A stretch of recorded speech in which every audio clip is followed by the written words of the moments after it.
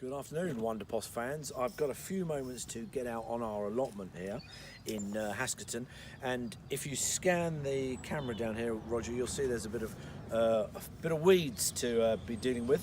So this afternoon, for the next sort of 15 minutes, I'm going to do some weeding of this allotment.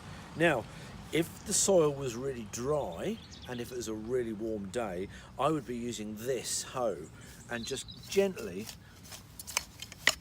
cutting the weeds off like that and leaving them just there to die in the heat of the sun.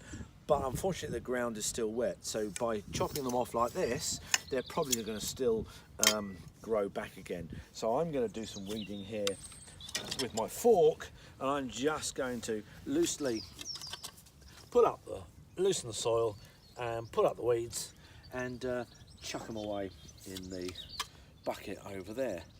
We'll see in a few moments, because we're then going to do another video about fertilising.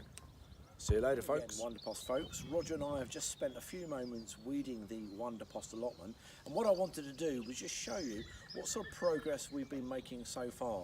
You might recall that in the autumn we planted some rows of onions and garlic, and we've got half of the Wonderpost allotment here covered with Wonderpost and the other half untreated without Wonderpost.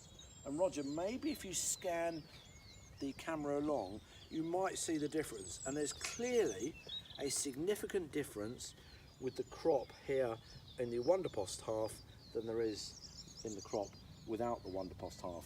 We do have a little problem here in both halves with a row of onions that don't appear to be growing so well. But otherwise you can see here the onions and the garlic that have been planted in the Wonderpost part seem to be doing better than the crop in this half.